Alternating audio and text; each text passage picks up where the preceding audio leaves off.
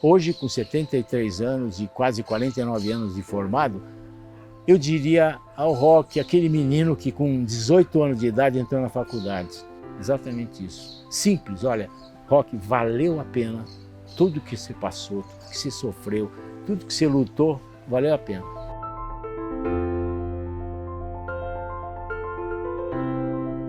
Porque hoje eu consigo ser um médico total, sabe? Eu consigo tratar o doente, não trato só a doença.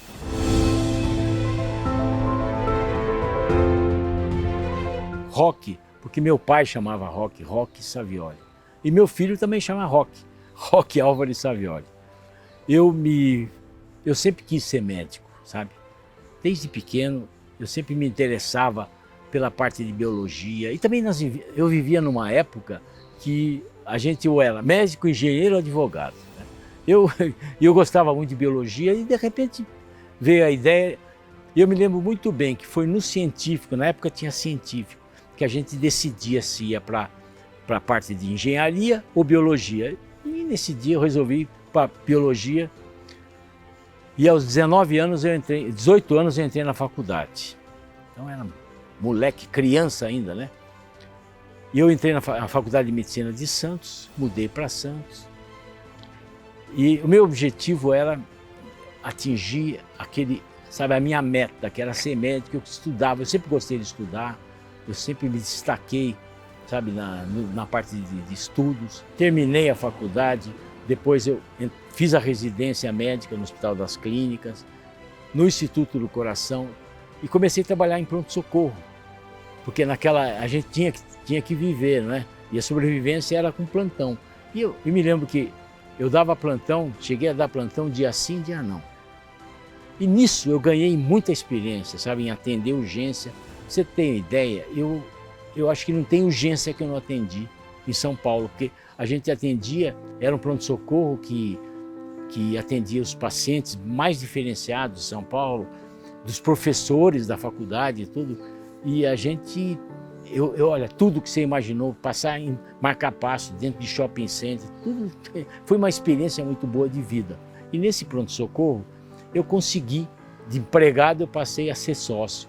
E aos poucos eu fui ganhando a maioria das ações. E de repente eu comecei a administrar esse pronto-socorro. E sabe aquela história, você começa a se envolver com uma coisa nova, você vai deixando a outra, que é a parte médica. Eu comecei a fazer a parte administrativa e uma coisa nova, empolgante, né, naquela época. Fiquei 3 anos sem atender paciente. Aí eu conheci a Gisela. Tá? Nós casamos e teve um dia, e a Gisela tinha uma loja muito importante em São Paulo, uma loja de roupa importada. E como eu tinha esse tino administrativo, e a loja foi melhorando, aumentando, ela me pediu para acompanhar a parte administrativa da loja. E isso vai passando o tempo, a gente vai se envolvendo. Aí um dia ela chega para mim e fala para mim que ela fez uma loja grande em São Paulo, 2.300 metros quadrados de loja. Aí ela chega para mim e fala assim, meus clientes estão dizendo que a gente precisa chamar um padre para benzer a loja, porque tem muita gente de olho gordo nessa época. Bom, e ela me perguntou, olha, você conhece algum padre? Eu falei, padre não conheço. Nessa época eu não tinha, sou católico, eu era católico de carteirinha, mas nessa época a minha busca espiritual também era grande, sabe? Toda vez que você tem um lado material muito forte, você tem o outro lado vazio, né? Então eu queria preencher aquele lado. Eu procurei várias religiões, seitas e tudo mais, mas nada me agradava. Aí a Gisela veio falar para mim, eu vou num grupo de oração. Eu falei, mas o grupo de oração, a Gisela também não tinha nada, a mãe dela católica, mas o pai judeu, então ela não tinha religião nenhuma, e a gente não tinha nada de espiritualidade assim, definida. A gente estava em buscas, ela na astrologia, eu no espiritismo, estavam procurando coisa. Aí eu falei, bom, tudo bem, você vai fazer o que lá? Você vai apresentar a sua coleção nova que chegou da loja? Falei, não, é um grupo de oração. Bom, você não acredita, ela voltou absolutamente diferente. Eu estava sentado assim, eu vejo que ela chega, começa a falar, põe a mão assim no lado, fala, como é que você deixa uma religião que nem a sua para ficar atrás dessas outras coisas? Eu olhei e falei, ué, sabe quando você sente que houve alguma coisa. Ela não me falou nada. Só ela falou assim, olha, domingo nós vamos numa missa, lá em Santo Amaro, que vai estar lá o Frei Jorge da Paz. Eu olhei e falei, bom, mas nós estamos só aqui na aldeia da Serra, a gente morava lá. Falei, imagine, perguntei, não tem uma missa mais perto? Falei, não, tem que ser lá. Tudo bem.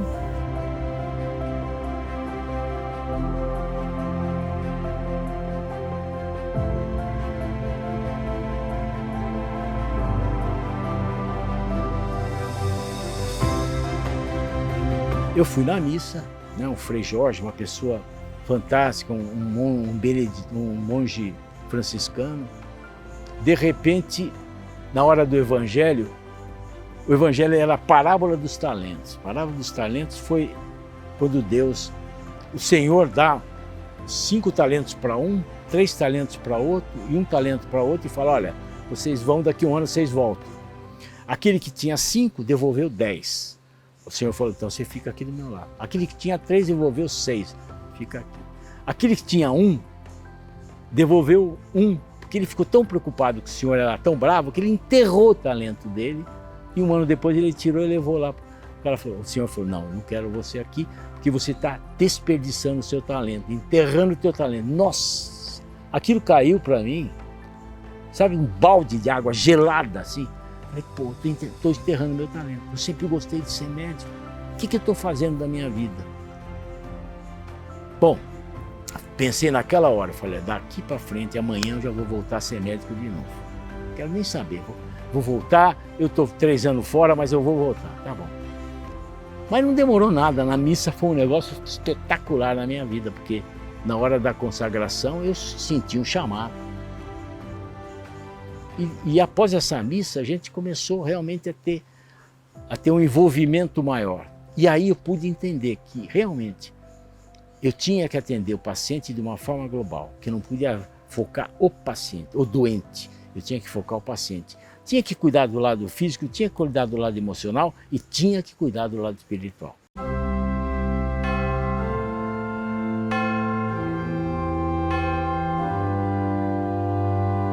E nesse momento eu consegui ver realmente que existia um link entre fé e saúde, que existia essa interação. E eu comecei a pesquisar, sabe? Procurei. Primeiro, eu fiz uma revisão uma vez de 1000 estudos, e estudo desse sentido. Por exemplo, as pessoas que têm fé, a pressão arterial é melhor controlada. Tá? As pessoas que têm fé têm índices inflamatórios menores. Tá, tem vários estudos. Olha, a Duke University, a Universidade Americana, tem um centro de estudos em espiritualidade, em religiosidade e saúde. Na Harvard tem, quer dizer, existem umas coisas assim importantes nesse sentido. Não só glicemia, pressão, a incidência de câncer é menor, sabe? Por causa simplesmente que, primeiro, que você modifica seu hábito de vida. Básico é isso. Acho que é mais importante da fé nesse sentido. Você modificar, você entender que você usa um corpo que é a obra-prima de Deus. Você tem que cuidar bem dele. O meu pai teve um infarto dentro do meu carro, eu o socorri e levei ele até um hospital. E lá nesse hospital, o prognóstico que o médico da UTI deu é que meu pai tinha muito pouca chance de viver. Mas ele saiu pela fé, e aí eu procurei pelo Dr. Roque, encontrei, fui até ele. Ele cuidou do meu pai durante anos e anos e anos. E um dia ele falou assim para mim, vai chegar um tempo que eu vou dar para o seu pai, nós vamos dar para o seu pai uma sobrevida de 10 anos. E assim ele o fez. Ele deu 12 anos de vida para o meu pai, a mais. Porque meu pai só tinha 27% do coração funcionando. Ele cuidou da minha família, ele já cuidou da minha esposa, ele cuida da minha mãe e cuida de mim também. Eu tenho no Dr. Roque assim, um esteio da medicina como uma pessoa que, ao olhar para você e ao te examinar, ele já sente aquilo que mais ou menos você tem. E ele te pede alguns exames e ele sempre acerta na mosca. Então ele tem um dom maravilhoso para ser médico. Além do que, ele cuida também da alma dos seus pacientes. Ele incentiva e ele não impõe nenhum tipo de religião, mas ele é um médico que se conecta com Deus. Os médicos do Brasil hoje, com relação à prescrição de fé, sabe, existe ainda esse problema, sabe? De existir uma barreira ainda entre fé e medicina.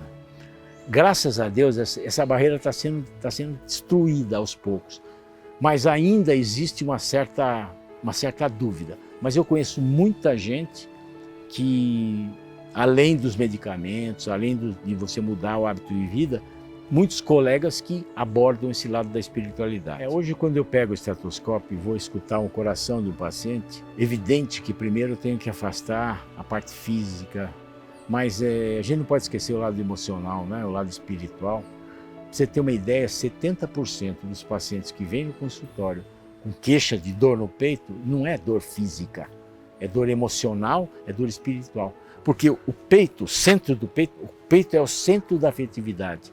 Todo o nosso inconsciente, sabe, transfere para o peito todos os sintomas. É aquela história, me dói o coração, né? Quando acontece isso, aquilo. Então é isso que eu tenho a ver. Quando estou examinando um paciente, eu não esqueço que aquele coração está dentro de um corpo que sofre. Isso eu não pode esquecer. O vazio existencial é o problema maior da humanidade hoje e é o fator principal da depressão. Se você não tem uma razão, um propósito de vida, se cria aquele vazio existencial. A fé preenche esse vazio existencial. A fé é aquela certeza que você vai ter alguma coisa, que alguma coisa vai se realizar amanhã, uma coisa positiva. Eu tenho depressão generalizada e pânico desde os meus 28 anos, então eu passei por diversos médicos, fiz diversos tratamentos e nenhum desses trouxe resultado. Hoje eu posso dizer que eu tô 95% melhor. Eu não dirigia, não conseguia dirigir, não conseguia sair de casa, parei de trabalhar por muitos anos, eu fiquei dentro de casa, mas esse tempo todo de tratamento com ele foi o que me ajudou. E ele é um anjo, assim, para mim. Ele se tornou o médico da minha família e, assim, eu não tenho como agradecer o Dr. Roque por tudo que ele fez e faz por mim.